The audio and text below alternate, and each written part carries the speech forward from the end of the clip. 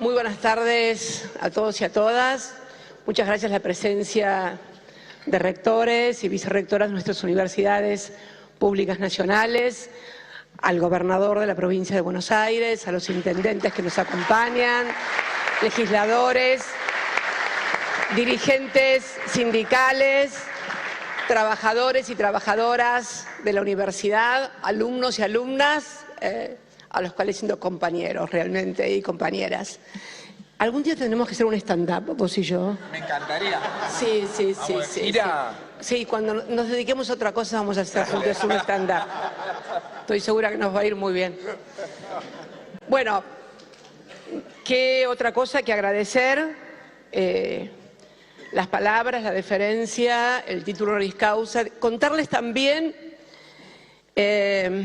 que además de lo que mencionaba hoy Gustavo respecto de agradecimiento, gratitud, me parece que también es importante el reconocimiento. Y quiero contarles algo. Saben que hace pocos días estuve invitada en México por el Instituto Político del Partido Gobernante de Morena, donde conocí también a la presidenta Claudia Sheinbaum, que asume ahora el 1 de octubre, y me pidió el proyecto de universidades que nosotros habíamos llevado adelante porque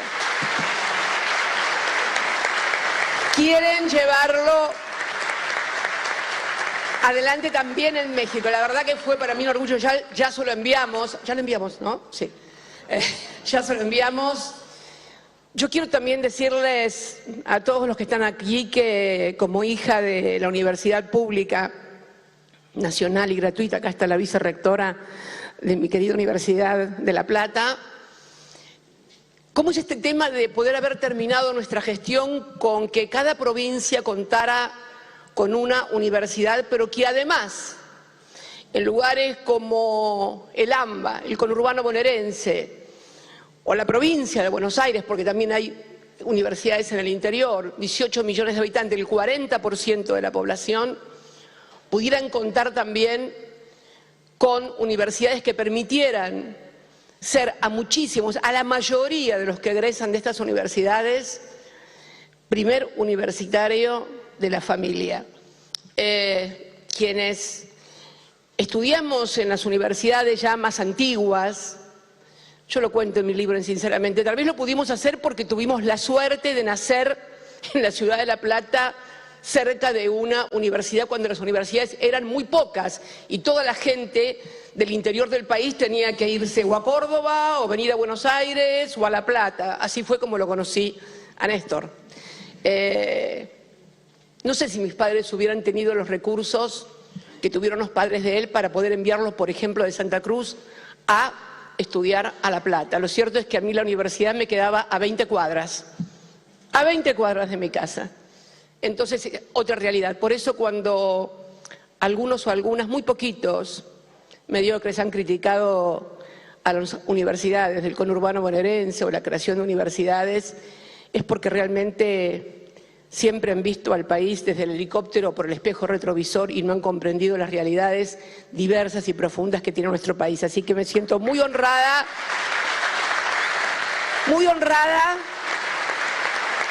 de este honoris causa. Y sí, además también quiero mandar un saludo a los senadores y senadoras que anoche sancionaron, le dieron sanción a la Ley de Financiamiento Educativo.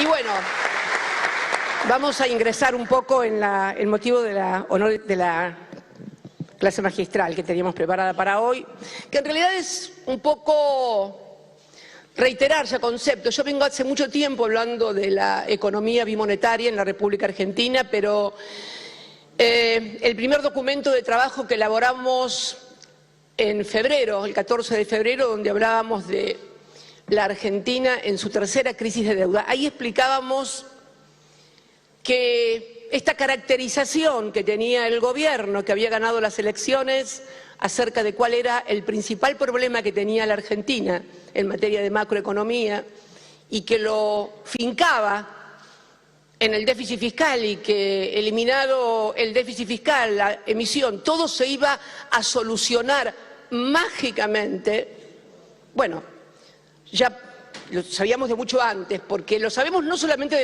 no de la teoría, porque esta es otra cuestión también que es necesario comenzar a poner sobre la mesa, ¿no?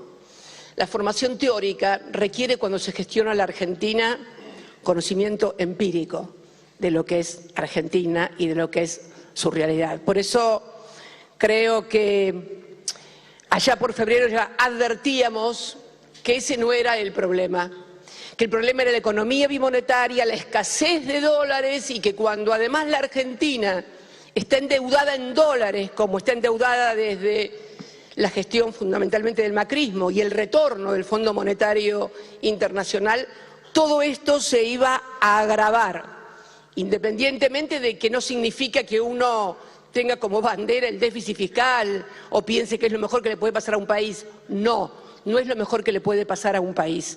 Pero también que tenemos que tener en cuenta que, como lo hemos dicho, yo lo dije en Río Negro, en otro honoris causa, alguna razón debe haber después, sobre todo del año 2008, de la gran crisis de Lehman Brothers, para que muy pocos países del mundo, 3 o 4 de los que se enlistan en Economics, tengan superávit fiscal. ¿Qué quiere decir? ¿Que todos los demás países son degenerados? No, no son degenerados fiscales. Tienen políticas que necesitan. El problema es cuando no se tiene financiamiento para ese déficit, que ese sí puede ser un problema, pero que la solución de ese problema no va a modificar mágicamente la realidad de la Argentina, en donde la economía bimonetaria es el problema. ¿Y qué es la economía bimonetaria? Oiga, diga. Y es muy simple. Si es monetaria, viene de moneda, ¿no? ¿Qué función cumple la moneda en una sociedad? 3 funciones. Unidad de valor, de saber cómo son las cosas. Unidad de transacción, o sea, el papel con el cual uno va y compra, hace esas transacciones. Y unidad de reserva o de ahorro. En todos los países del mundo, la moneda es única. En cualquier lugar. Se atesora en la moneda de ese país, se transacciona en la moneda y en la unidad de valor es la moneda de ese país, excepto en la Argentina. En la Argentina la unidad de valor es el dólar, además, porque todo te lo referencian a valor dólar. El atesoramiento es también en dólares. La gente quiere ahorrar en dólares. Las empresas ahorran y transfieren en dólares muchas veces y forman activos en el exterior en dólares. Y el peso es para la transacción, inclusive para algunas transacciones como compra de inmuebles, dólar. Ergo, ¿para qué se necesita además del dólar? Para hacer transacciones, para ahorrar o para ser valor. Para las importaciones fundamentales, para que un país pueda industrializarse, agregar valor, conocimiento, investigación, ciencia y tecnología, como hemos hecho durante los 12 años, en lo cual pasamos a no reprimarizar la producción, sino al contrario, agregarle valor. Pusimos satélites en el aire. Entonces, está claro que esos dólares no alcanzan si, además de atesorar, además de transaccionar, los tengo que dedicar a el pago de importaciones. Si además tengo un endeudamiento externo en dólares, como el que se hizo durante el gobierno de Mauricio Macri, que nosotros habíamos logrado reestructurar la deuda, por supuesto, en el cual Toto Caputo 1, porque vienen 2 versiones, Toto Caputo 1, 100.000 millones de dólares, de los cuales uno de los bonos fue a 100 años, y luego el fondo para poder financiar la fuga de los capitales que habían entrado para hacer carry trade y que se fueran. Bueno, tenemos la situación que hoy tenemos, una situación en donde hay escasez de dólares y donde este es el problema fundamental y que está vinculado a la inflación. Los precios se mueven a partir de los movimientos del dólar, y si no, que me expliquen por qué pusieron una tablita de devaluar solamente el 2% mensual, como en la época de Martínez Dios. Tampoco es nuevo esto, ustedes son muy jóvenes, pero la tablita ya fue un invento que hizo la dictadura cívico-militar a partir de 1976. Bueno, finalmente, esto lo dijimos en febrero, finalmente, luego de 9 meses de gobierno, se comprobó lo que decíamos. Y emitimos un nuevo documento, que fue el documento que se publicó la semana pasada, en la cual inclusive abordamos un problema que derivó del tema de la escasez de dólares y la economía bimonetaria, como fue lo que se denominó el cepo, e invitamos a los economistas locales a que fueran buscando alguna otra denominación un poco menos antipática y más realista respecto de lo que apenas es una administración de un bien escaso, ya que les gusta tanto la ley de la oferta y la demanda, como son los dólares. Yo quiero que publiquen acá, que pongan el gráfico número 1. Ahí en el gráfico número 1 vemos el momento en que se decide administrar la adquisición de dólares en el mercado único libre de cambio. Fue año 2011. Era segundo mandato, primer mandato mío, segundo mandato de nuestro espacio político, y habíamos llegado a 52.000 millones de dólares. Después el presidente, en la crítica que me hizo, de la cual voy a hablar dentro de un ratito, en Mendoza, me dice, llegó con 52.000... No. Cuando llegamos al gobierno el 10 de diciembre del 2007, había 45.600 millones de dólares en el Banco Central. Pusimos 6.500 millones de dólares más en el Banco Central. Pero ¿en qué marco en esos 4 años? Para que ustedes vean las dificultades. En el marco de 2 crisis monumentales que tuvo mi primer mandato como presidenta. La primera fue la crisis por la 125 con las patronales rurales, donde casi me pongo el país de sombrero, literal. Yo no sé si ustedes recuerdan, a mí siempre me hizo recordar esos 4 meses, porque fueron desde los primeros meses de marzo hasta el 17 de julio, en que mi vicepresidente vota.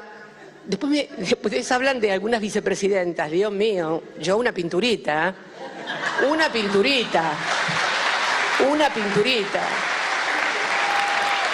A ver,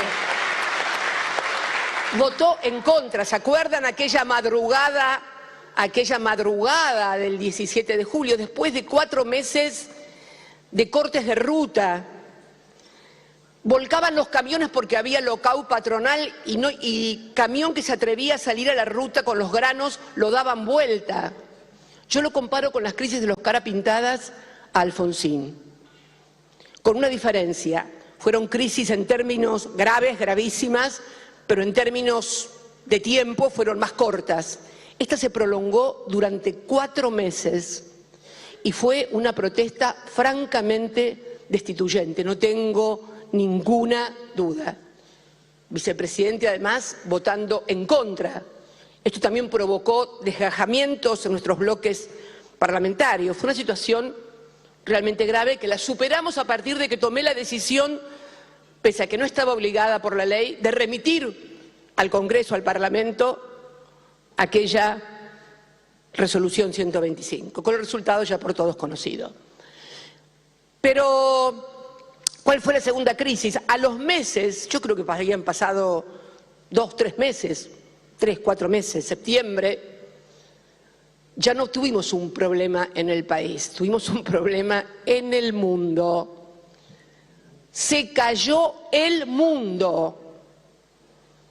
Crisis de Lehman Brothers, tasa subprime, una crisis que solamente tiene como antecedente la depresión del año 30, la gran crisis del 30, del gran crack del 30. La pudimos superar también. Ese año 2008 también crecimos y completamos un ciclo del 2003 al 2008 de superávit fiscal, con crecimiento e inclusión social, esa es la virtud, porque que se mueran todos de hambre y a vos te sobre la plata es fantástico, pero la gracia está en que la gente coma y vos puedas administrar el Estado también, ¿no?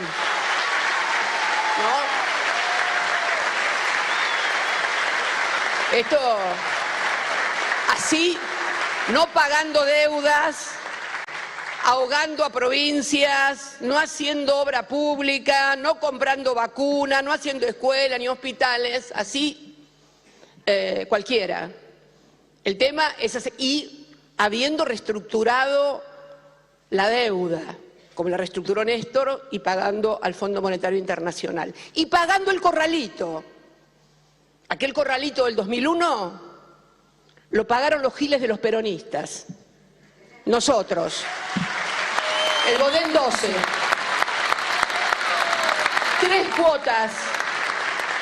3 cuotas pagó Néstor Kirchner y las otras 5 las pagó nuestra administración, mi administración, siendo la última en el 2012. De esto se trata gobernar, cuando yo le digo al presidente, no es solamente la macroeconomía, es gobernar un país. Y gobernar un país es esto. Reestructuramos la deuda, bueno, pero no me quiero ir del tema, me apasiono y me voy un poquito del tema. ¿Cómo estábamos? No, poné de vuelta el coso, no, el gráfico, por favor. Ahí estábamos. Fíjense, 52.000 en agosto. ¿Por qué agosto? Porque en agosto fueron las PASO. En agosto fueron las PASO donde obtuvimos el 50% de los votos, cuando todos decíamos que perdían, no la quiere nadie, 50%. Y en octubre el 55% de los votos en primera vuelta. En ese lapso, miren esa caída en materia de reservas. Volvimos a cómo estaba cuando asumí el 10 de diciembre, un poquito más abajo. Y a esto se le sumaba además que YPF, Repsol en ese momento, había dejado de explorar y producir, se dedicaba a negocio financiero con las estaciones de servicio, en la cual cubría el 60 o el 70% de la demanda, y tuvimos que empezar a importar energía. En ese marco es que se toma la decisión de administrar los dólares de la República Argentina. Y fíjense una cosa, pero hay un adelanto. Esta semana, o hace 2 o 3 semanas, veo algún adelanto en algunas discusiones. Esta semana, no sé si los leyeron, salen 2 importantes artículos, entrevistas en La Nación. Una es a un economista, director de una fundación muy fiel, que habla del tema, porque todos quieren levantar el cepo, ¿sí? Bueno, todos quieren levantar el cepo. Macri lo levantó. Macri lo levantó endeudando el país, reventando el país en deuda, trajo al Fondo Monetario de vuelta y finalmente tuvo que poner el cepo no a $2.500 como era nuestra administración de los 3 años, apenas 200 mugrosos dólares, que es lo que sigue hasta hoy. Pasaron macristas, peronistas y libertarios. Y el cepo sigue.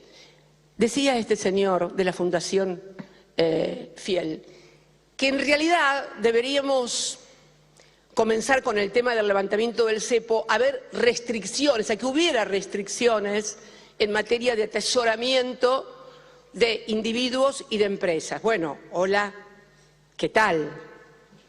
Porque la fuga de dinero, de dólares, siempre ha tenido como correlato la formación de activos en el exterior o colchón en el país. Pero ya se empieza a visualizar que no es esto de la economía bimonetaria y de los problemas que tiene la escasez de dólares una construcción peronista ideológica, es una construcción estrictamente empírica,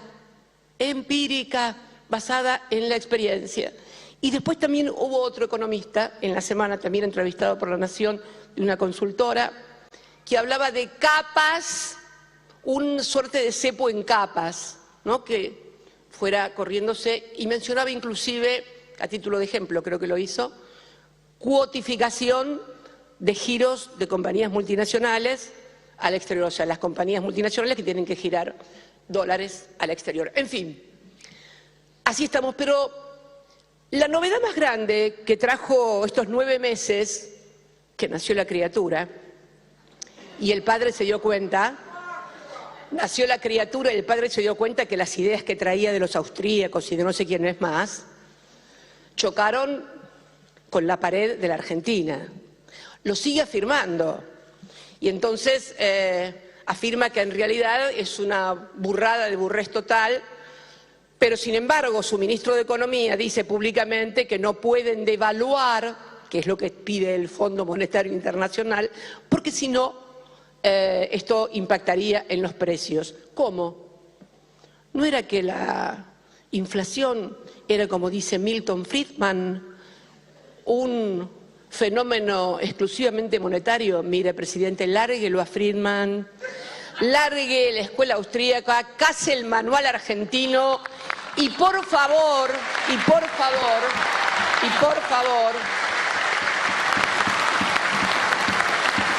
siéntese a administrar el país. Le reconozco una cosa, una de cal y una de arena les voy a dar. Ha conseguido que lo saquen a este señor Valdés, que parece ser que no era muy amigo de la Argentina. Yo reconozco también las cosas que se logran. Me hubiera gustado por ahí que ese empeño lo hubieran tenido otros. Punto, déjenlo ahí. No voy a avanzar más sobre el tema. Pero también sería bueno que advierta que no se trata de lograr, como se está rumoreando, que le habiliten el tramo de préstamo que le habían otorgado a Macri de 12.000 millones de dólares que no usamos para pagar deuda, porque estaríamos en lo mismo. Yo aprovecharía ese ímpetu que tiene, para ver si puede lograr tener un esquema de vencimientos que sean compatibles con la capacidad de pago del país. No pagar, nadie está hablando de no pagar, y además también reclamar la eliminación de las sobretasas, porque en definitiva deciden ellos prestarnos una cosa por afuera del reglamento y castigan nada más a la Argentina por haber hecho algo por fuera del reglamento. Esto es lo que está pasando. Pero entonces, cuando publicamos este documento, donde está claro que ha cambiado, porque se llegó al gobierno en nombre de la libertad, criticando al Estado que le ponía un pie en la cabeza a todos los argentinos y que decidía sobre la vida y el destino y los bienes y todo de los argentinos.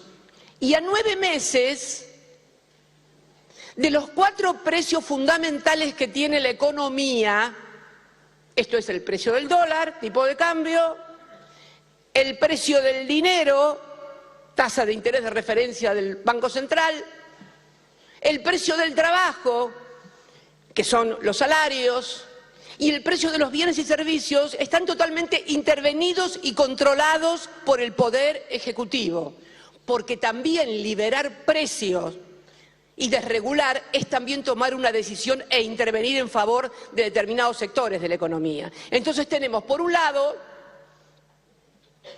un crawling peg similar al que tenía Martínez Dios del 2%, no me acuerdo cómo era en aquella época, pero el esquema es la tablita. Siempre pienso, ¿quién será después de este Sigot? Que fue el que él vino después de Martínez Dios y dijo, el que apuesta el dólar va a perder. ¿Se acuerdan los más grandes, no? No, ustedes son todos muy jóvenes. Bueno, no importa. El precio del dinero a través de la tasa de referencia, después en el discurso que dio, en esa clase magistral que dice que dio a la noche en Mendoza, me dice que yo critiqué. No, yo no critiqué la tasa de referencia, simplemente hice una descripción que la tasa de referencia es una tasa ultra negativa, que fue la que le permitió licuar los pasivos remunerados también. El precio del trabajo, salarios con tope y libertad en materia de bienes y servicios.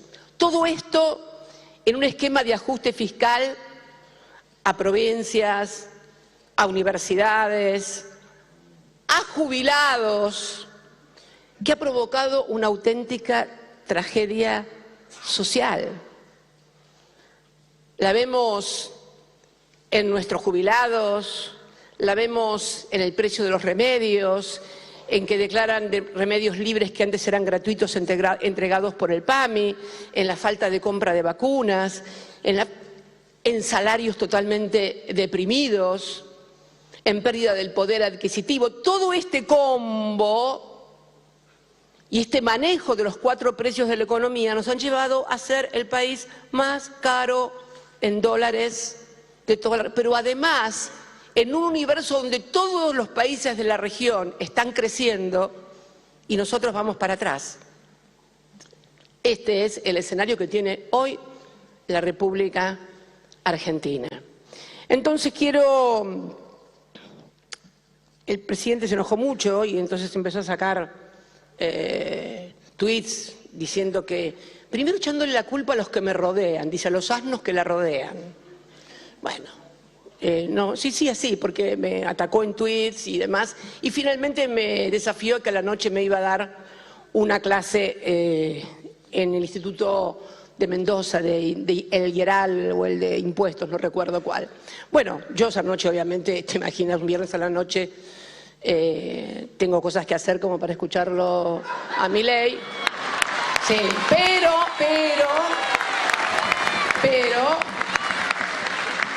Yo soy muy responsable y aparte soy estudiosa, soy muy ñoña. A mí me gusta mucho estudiar, buscar la vueltita, qué dijo, qué no dijo.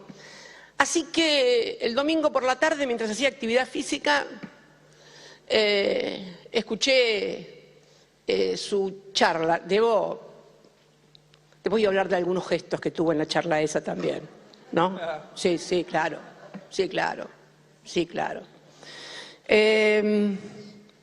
Pero debo confesarles algo, prueben ustedes, pero ¿qué pasa? Yo para analizar el discurso, ¿qué hice? Me lo hice desgravar, son 20 páginas acá.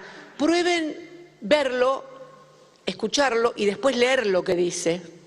Se van a dar cuenta que, claro, porque el personaje, vieron, cuando habla es muy pintoresco. Grita, insulta, entonces uno finalmente termina prestándole atención a los gestos, a las palabras, a los insultos, y no pones tanta atención en el contenido de lo que dice. Entonces, pues cuando lo desgrabé, mañana igualmente vamos a subir un trabajo que hicimos sobre algunos párrafos, porque además mezcla cosas en el propio discurso, marca cifras que no son, da argumentos que son exactamente lo contrario, pero no lo contrario desde lo ideológico, no, lo contrario desde los números y desde la realidad. Yo me voy a referir a algunos nada más. El primero, que en el discurso, bueno, es reiterativo, vio que él dice que la Argentina hace 100 años era maravillosa, era la primera potencia del mundo, estábamos fantásticos, una maravilla. Qué sé yo, uno podría recordar, por ejemplo, el año 1904, cuando el gobierno del general Roca estoy hablando, general Roca, sanciona la ley de servicio militar obligatorio y entonces los médicos de las Fuerzas Armadas, principalmente del Ejército, son los que tienen que hacer las revisaciones médicas de todos los hombres y mujeres que inclusive vienen del interior, los casos de tuberculosis, de raquitismo, de enfermedades venéreas, de hidatidosis, de mal de Chagas. El estado de la salud de la población argentina era calamitoso, calamitoso. La miseria era calamitosa, no solamente eso. En esos años también del general Roca se le encarga, creo que lo hace Joaquín B. González, el fundador de la Universidad Nacional de La Plata, que era ministro del Interior, encarga un trabajo a un catalán, abogado y médico, Violet Massé, para que haga un estudio sobre la clase obrera argentina. El resultado de ese trabajo es catastrófico en términos humanos, sociales. Hablaba del Estado. A mí me gusta mucho un cuadro de la Cárcova, que para mí es el cuadro más lindo que tiene el Museo de Bellas Artes, y que es Sin pan y sin trabajo, que marca tal vez como solamente lo suele hacer el arte, el clima de época. Ese hombre crispado con una mujer macilenta, con un chico colgada de un pecho, mirando la represión en una fábrica, marca ese clima de época. Pero poneme la Filmina 2, por favor. Pero lo mío puede ser una interpretación también ideológica de los cucas, de los zurdos, qué sé yo, no sé. Natalio Botana, zurdo no es. En nuestras antípodas, profesor emérito de la Universidad Di Tella. Milei ha creado una imagen de un paraíso perdido y es la de la Argentina de hace 100 años como primera potencia mundial que no resiste a la más mínima historia comparada. Natalio Botana, Universidad Di Tella. Basta, Milei, de engañar y envenenar a nuestros pibes diciéndole que hace 100 años éramos un desastre, solamente un grupo, pero además,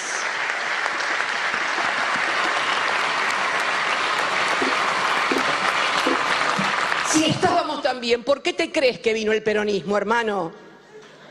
¿Por qué te crees que vino el peronismo, hermano?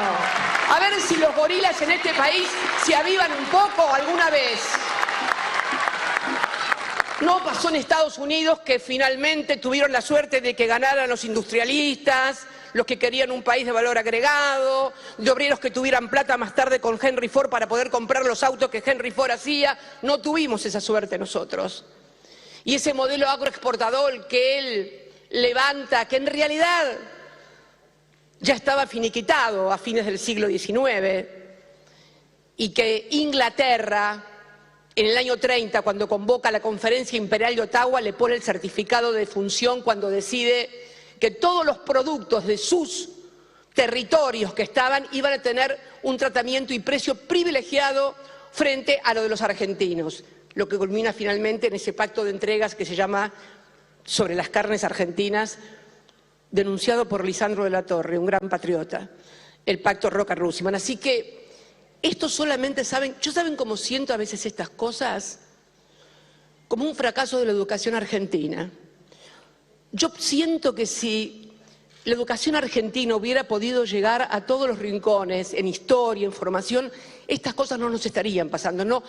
No podría venir un lunático a decirnos cosas que no sucedieron, a decirnos cosas que no sucedieron, que son mentira y que no existen realmente.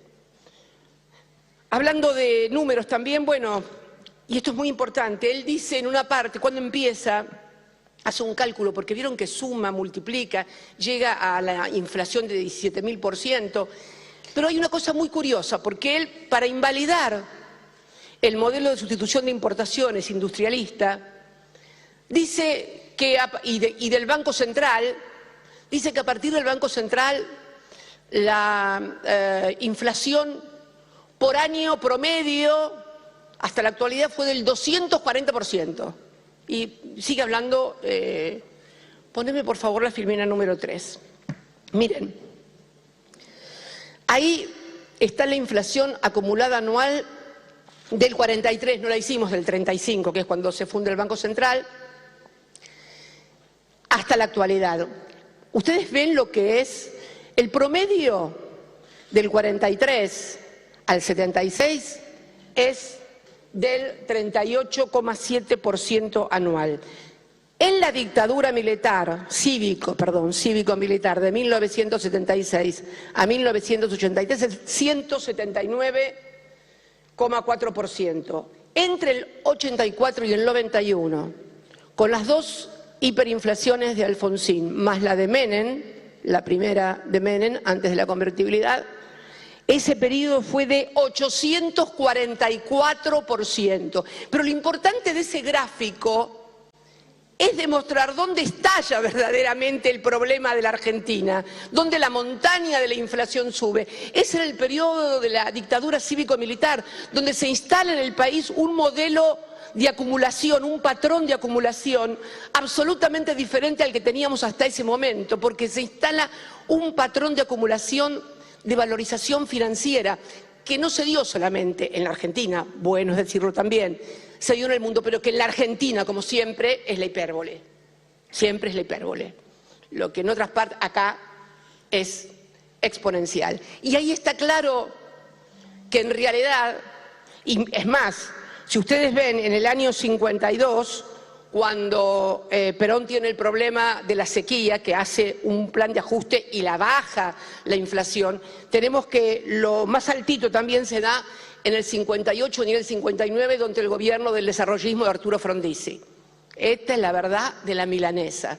Los números son claros. ¿Qué hace él? Dice, suba todo, divide por eso y dice, cada uno... Es como la famosa estadística de hay 10 pollos y hay 10 argentinos. Cada argentino come un pollo. No, hermano, hay uno que se come 5 o uno que se come 10 y el resto mira la ñata contra el vidrio. No nos quieran meter el perro con los números.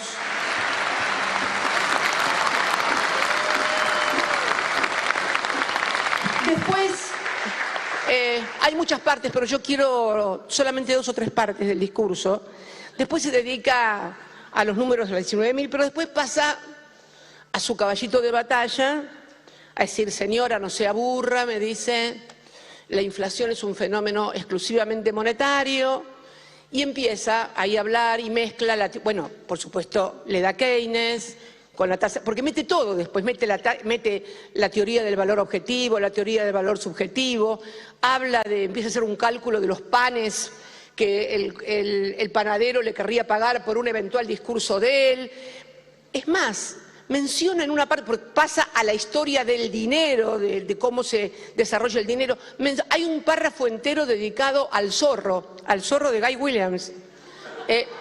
Lo menciona, se ve que él miraba televisión y le gustaba el zorro, porque me llama la atención, ha sido recurrente en esto del zorro de Guy. Sí, Diego de la Vega, exactamente, contra el capitán Monasterio. Claro, muy bien. Alejandro era el papá. Claro, muy bien, muy bien. Bueno, por supuesto dice Milton Friedman, están equivocados, le sigue dando a Keynes y termina diciendo que el dólar no tiene nada que ver con los precios. Nada que ver con los precios, que el dólar es apenas una alerta temprano de los precios. Dice así, que cuando hay mucho exceso de dinero, el dólar es una alerta temprano. ¿Y por qué es una alerta temprano, Milei? Porque la gente se va a atesorar en dólares, o se va a fugar. Por eso es la economía bimonetaria, estúpido. Esto es lo que estamos diciendo. Pero él sabe, habla también, porque ahora la inflación le dio 4,2. Hola, ¿qué tal? Aumentó. Habla de rezago también, de rezago de la inflación. Que la inflación tiene un rezago de 18 a 24 meses, que me disculpe, pero él no tiene un plan de estabilización, no es que hay rezago de la inflación.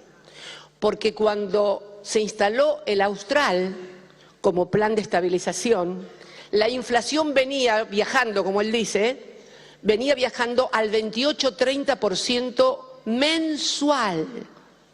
Junio, los meses anteriores a junio del año 85, donde se lanza el plan Austral, y al mes siguiente de que se lanza el plan Austral, la inflación cae al 5 o 6%.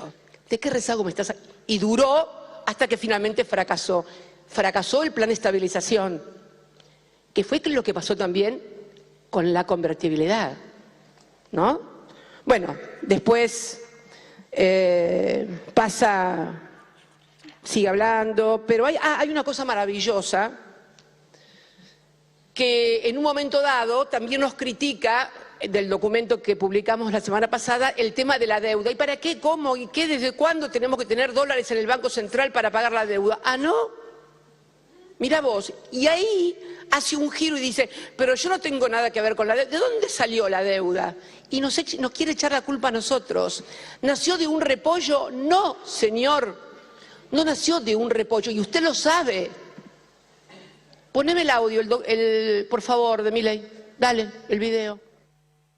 Acá hubo un desastre monetario, ¿sí? Que fue el 28 de diciembre, se lo trató de arreglar como pudo, se terminó en el Fondo Monetario Internacional, vino Caputo, O sea, lo echaron a Sturzenegger acusándolo de manejar mal la mesa, se fumó 15.000 millones de dólares de reserva irresponsablemente, ineficientemente, y nos deja este despiole de la ley Click. Y bueno, digo, ahora Sandleri va a tratar de hacer lo que pueda. Pero la verdad, digamos, acá vos fíjate esto, Caputo es uno de los responsables del 28D. Y es uno, digamos, de los grandes desastres que se hicieron en el Banco Central, lo hizo Caputo en 2 o 3 meses. Mirá vos. Mirá vos. Mirá vos.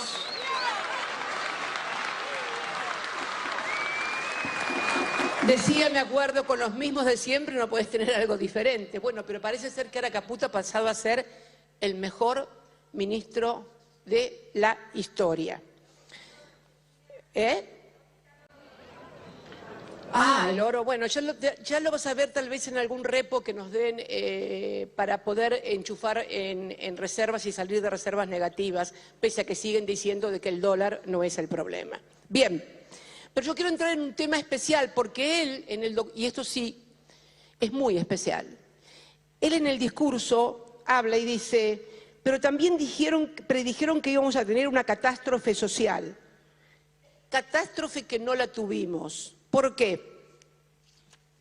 Y ahí, él dice que no hay catástrofe social. Y ahí menciona el aumento de la AUH, que es lo que charlaba con algunos compañeros hoy de los sindicatos y de los rectores cuando estábamos antes de ingresar acá. ¿Podés poner el video, por favor? Eso es.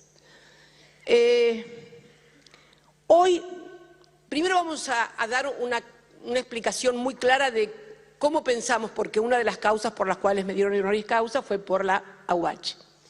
La AUH es una política social de carácter universal que creamos allá por el 2009, que no es original nuestra. Había otros legisladores que habían presentado el proyecto con un pequeño detalle, no nos habían dicho de dónde íbamos a sacar los recursos. Lo pudimos hacer cuando recuperamos la administración de los fondos de las AFJP. ¿Cuál era?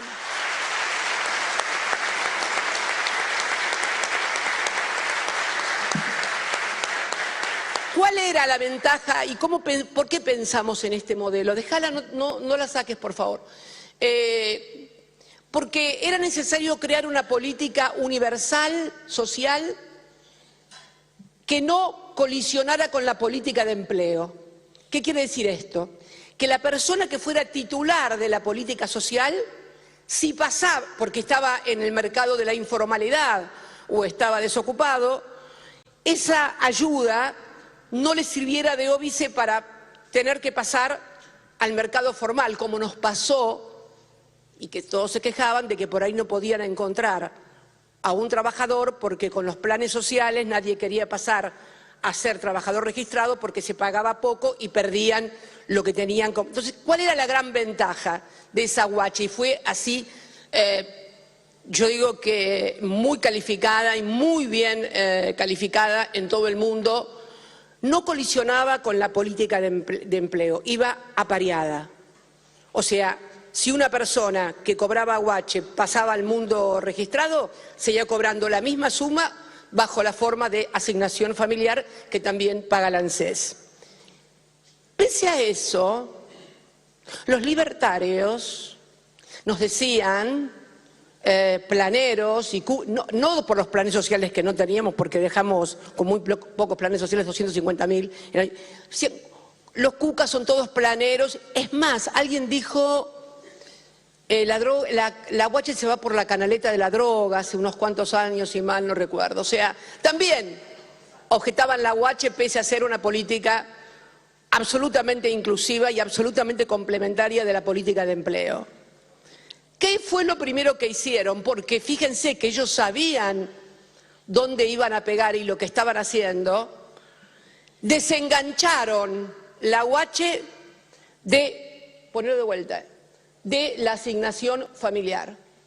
Hoy está en el orden de los 84.275 y la mitad es para los trabajadores en relación de dependencia.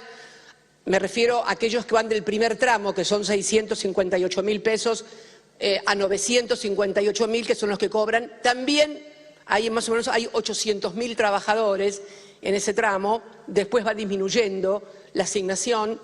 Y hay 1.400.000 trabajadores que también ganan menos de 652.000 pesos en la República Argentina. Estamos hablando de 2.200.000 trabajadores que podrían estar cobrando, porque no está mal que le hayan aumentado la UH a la gente, y además le aumentaron también la tarjeta alimentaria en un 137%, lo cual una mamá con 3 nenes, sí, cobra asignación universal por hijo más tarjeta alimentaria, que la aumentaron el 137%, y ahora también tomaron una buena medida que fue eliminar el tope de edad. Las cosas hay que decirlas, las que están bien y las que están mal.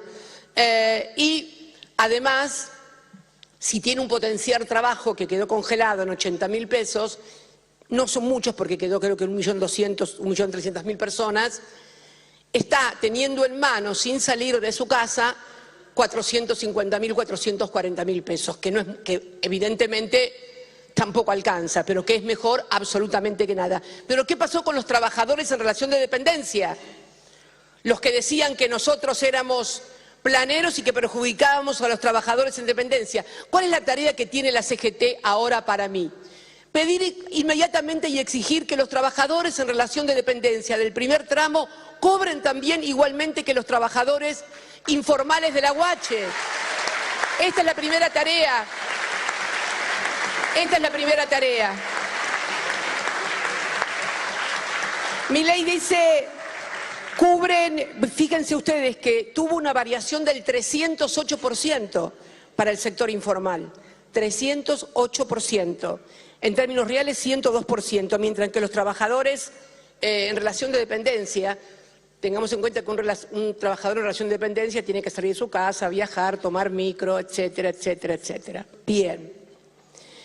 Dice, cubre el 99% de la canasta alimentaria. No, señor. Tomando la canasta alimentaria básica al julio, que es 131.000 pesos, la UH de 84.000 pesos, la del sector informal, cubre el 64% de la canasta alimentaria.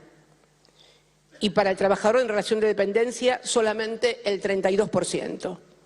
Y de la básica total, para la de 84.000, el 28,9% de la canasta básica total y solamente el 14%. ¿Por qué es importante actualizarle también a los trabajadores en relación de dependencia del primer tramo esto? Porque realmente la asignación familiar o la asignación universal por hijo es muy distributiva, porque es por niño, es por hijo, es una de las políticas más distributivas y por eso creo que, bueno, que eso esperemos que pueda ser planteado por la CGT, que no sea un movimiento táctico, después que dejemos los movimientos tácticos y vayamos realmente por...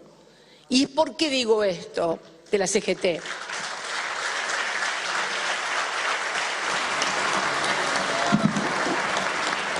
Porque un párrafo del documento que publicamos fue leído tal vez por algunos como si fuera una imputación. Cuando uno describe lo que ha pasado en el mundo del trabajo, cuando uno describe que aún conservando la tasa de sindicalización más alta que tiene Latinoamérica, que sigue siendo la Argentina, seguimos con la tasa de sindicalización más alta, pero tampoco podemos ignorar que ha surgido un mundo informal. Miren, yo lo comparo con un ejemplo para que me entiendan. En los tiempos de Saúl Ubaldini, cuando Saúl hablaba en un acto de la CGT, estamos hablando de una Argentina en los años 80, donde el sector informal era mínimo, teníamos todas las empresas del Estado, los trabajadores en relación de dependencia, ya sea en el sector público o en el sector privado. No existía el monotributo. El monotributo fue una creación del cabalismo, de Caballo, durante la época del menemismo. O sea, esto no existía. Cuando ese Saúl Ubaldini hablaba en nombre de los trabajadores, hablaba sí en nombre de los trabajadores, pero no era una cuestión de que me gusta más Saúl Ubaldini que Juan, Pedro o José. Es un problema de descripción. Esto no quita que haya dirigentes sindicales que representan acabadamente a sus representados, pero debemos entender que es a sus representados. Tenemos otro mundo afuera de trabajadores informales, que ha quedado sin representación, y esto tiene impacto en la política. No podemos hacer como el avestruz, meter la cabeza en el hoyo. No es imputación, es descripción. ¿Para qué? Para evaluación. Y para que, como dijimos, poder articular pensamiento, palabra y acción con las nuevas demandas. Hay nuevas demandas. Fíjense, ¿qué fue el peronismo? Hacerse cargo de las nuevas demandas que había ya por el 45. No podemos quedar atados solamente a esas demandas del 45. El mundo cambió y tenemos nuevas demandas. Y nadie se tiene que sentir ofendido, al contrario, hay que sentarse en la mesa a cranear cómo hacemos para volver a representar al conjunto de los trabajadores de la República Argentina.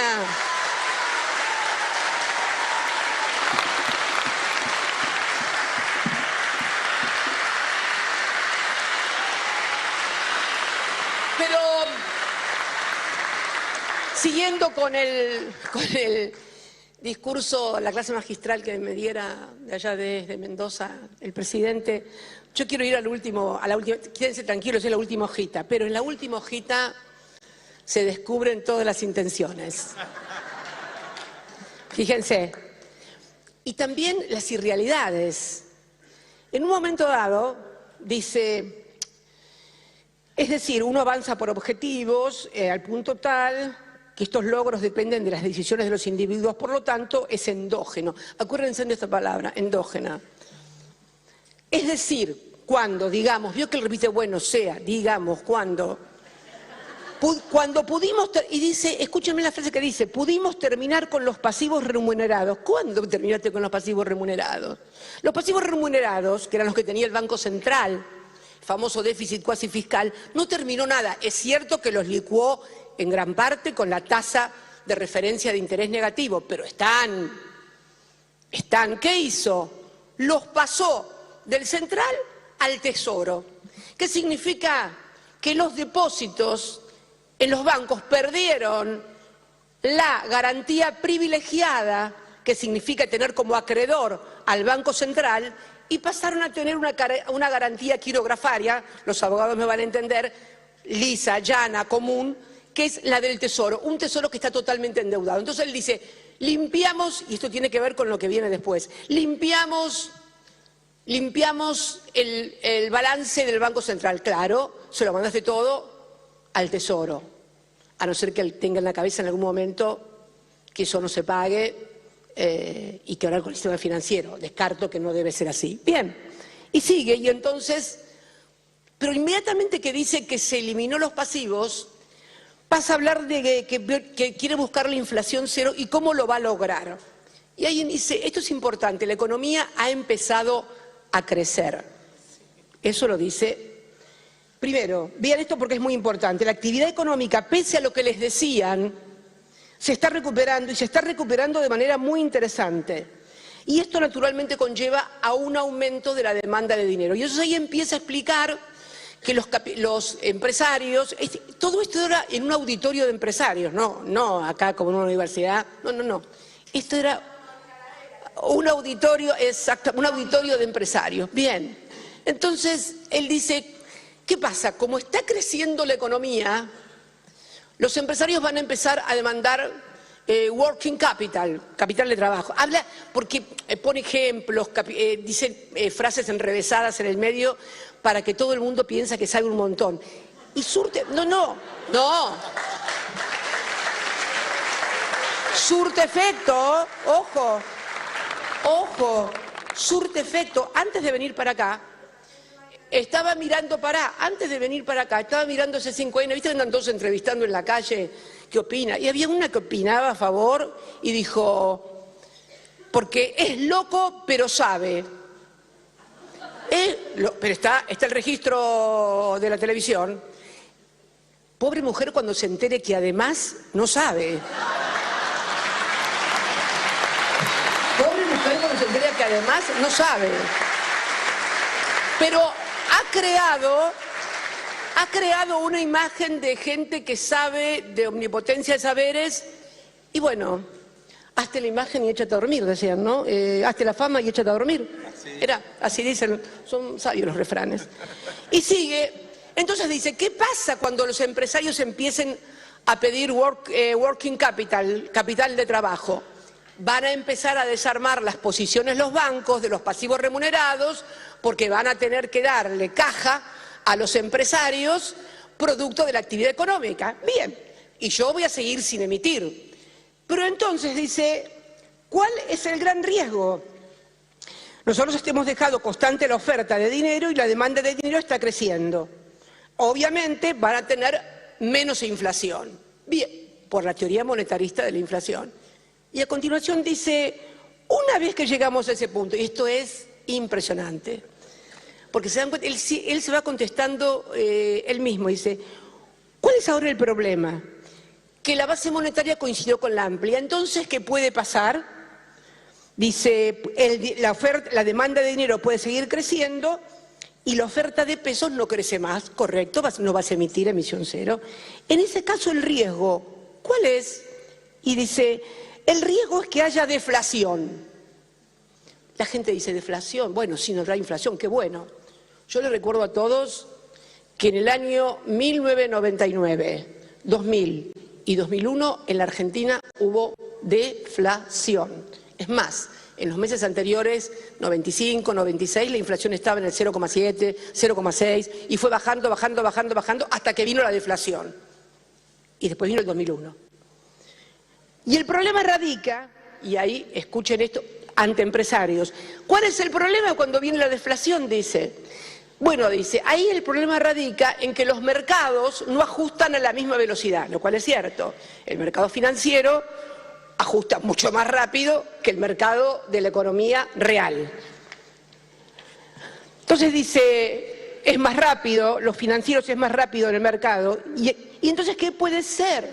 Que a ustedes, se refería a los empresarios, esto es maravilloso, se les caiga fuertemente el tipo de cambio y conlleve a la quiebra de empresas y a una ralentización del crecimiento económico. Esto lo dijo y estaban todos aplaudiendo. Y después dice que el problema somos los políticos en Argentina. No, somos un problema, pero hay ciertos empresarios o cierta clase de empresarios que también son un problema en la Argentina cuando aplauden estas cosas. Y ahí pasamos a la deflación, quebraron las empresas, se ralentizó, todo es un desastre y dice, ahí tenemos otra cosa, porque te va sacando como conejo de la galera, ¿viste? ¿Y qué dice ahí? Competencia de monedas. Ah, mira bien, en realidad está hablando de una dolarización endógena, porque él dice, como va a haber deflación, el tipo de cambio va a seguir cayendo, ¿qué va a pasar? Les leo.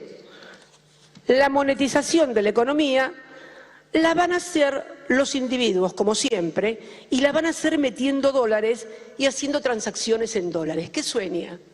Con la clase media o media alta, que él sueña que todos tienen canuto, que es posible que muchos tengan canuto. Habría que ver los volúmenes del canuto que están dispuestos a meter en la transacción. Las grandes afectaciones de capital en el exterior no van a venir a la Argentina para remonetizar la Argentina. Y acá descubrimos a dónde apunta el verdadero pato de la boda, además de los pobres, que es la clase media argentina. Cuando dice y les exige que van a escupir los dólares que tienen ahorrados pagando expensas, pagando el seguro del auto, pagando los colegios, pagando las prepagas, sosteniendo el nivel de vida.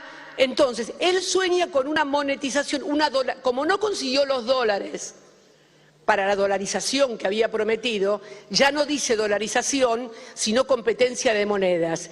Pero la competencia de monedas para él es sacar los dólares que tienen encanutados la clase media, remonetizar la Argentina, y entonces, ¿qué dice?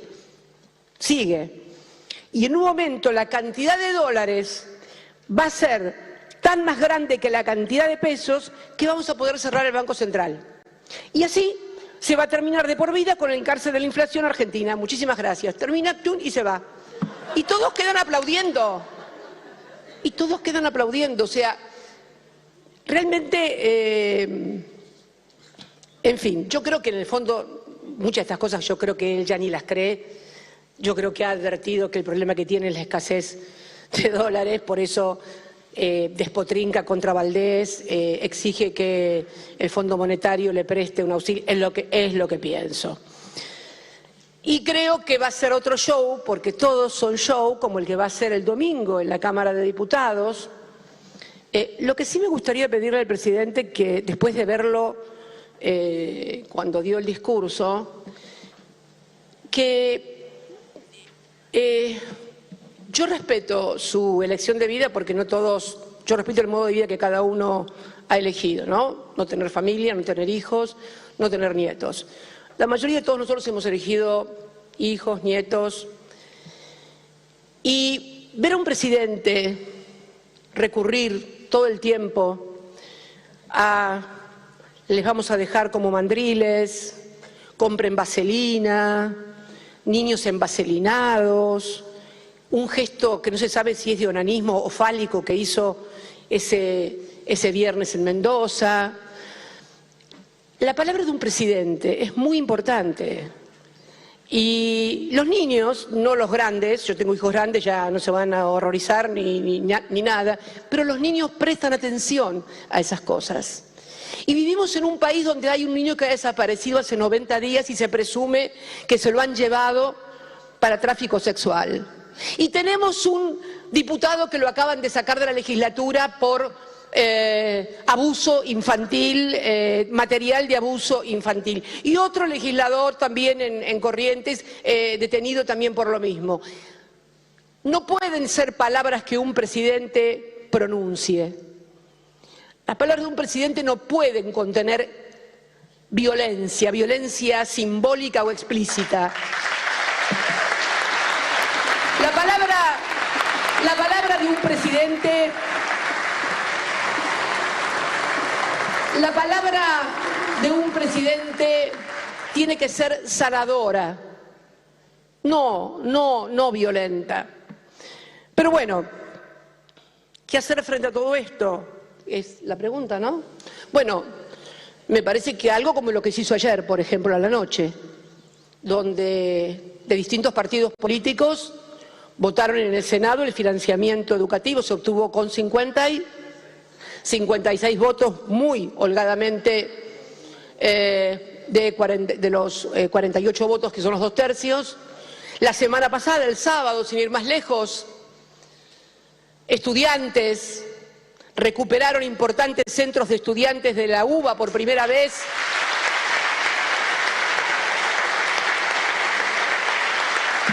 Vaya mi felicitación a los compañeros y compañeras, sobre todo haber logrado un triunfo en la FADU, la Facultad de Arquitectura. El último peronista que hubo ahí fue en el 73. Sí, el último peronista fue en el 73 con azul y blanca. Después nunca más. Fueron triunfos importantes, son construcciones importantes. 4 presidentas mujeres, además. Me gusta mucho Tiempo de Mujeres. Mucho. Eso también. Ustedes me dirán, bueno sí, pero mirá que el miércoles en Diputados fuimos para atrás porque jodieron a los pobres viejos al no insistir.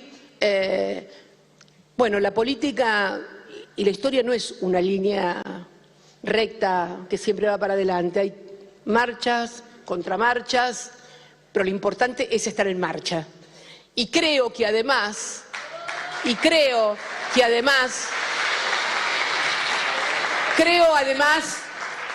que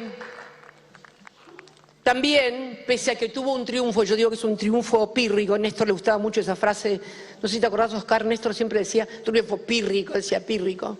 Y cierto, fue un triunfo pírrico, porque esos 5 radicales que se dieron vuelta claramente porque les compraron el voto, lisa, llana y literalmente, pegaron a Milei con la casta también. Pegaron a Milei, de la casta que él hablaba, es la casta con la cual pudo joder a los jubilados. Esta es la verdad de la milanesa. Ni que hablar de lo que nos tocó ver ayer, de esa nena gaseada. Yo en el documento de la semana pasada hablábamos de que, como siempre en la Argentina, a todo proceso de ajuste le sobrevienen palos. Y mencionaba el caso de los jubilados gaseados y apaleados. Ayer tuvimos que ver dos cosas. Una nena, antes de ayer, una nena gaseada y un gobierno mintiendo. Pero mintiendo descaradamente. Los diálogos que se dieron entre los periodistas que habían el día anterior receptado la fake news de que había sido alguien de los derechos humanos la que había agredido a la nena, es de antología. A mí particularmente, conociendo a la protagonista, como ya lo dije en el juicio, no me extraña absolutamente nada de ella, pero sí... Absolutamente, siempre operaron así, pero ahora ya es cada vez más explícito, porque cada vez es más aguda la situación y cuando se pone más aguda la situación, más se van cayendo las máscaras y los disfraces, porque se disfrazaron de una cosa que no están haciendo y que no son.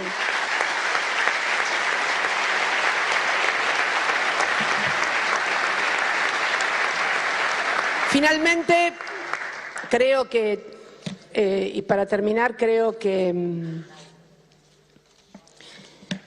también que todos los que militamos desde muy jóvenes nos preguntamos, y bueno, ¿cómo fue que llegamos hasta acá, no? Y yo creo que hay también en toda la historia, no de los últimos años, sino toda la historia de la Argentina, sobre todo a partir del surgimiento del peronismo, una tensión entre la Argentina antiperonista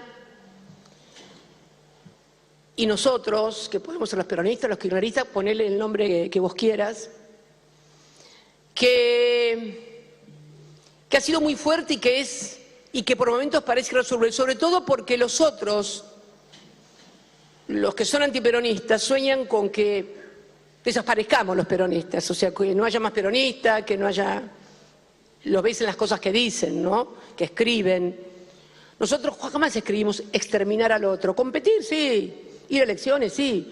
Pero nunca, bueno, de los bombardeos, pasando por las desapariciones.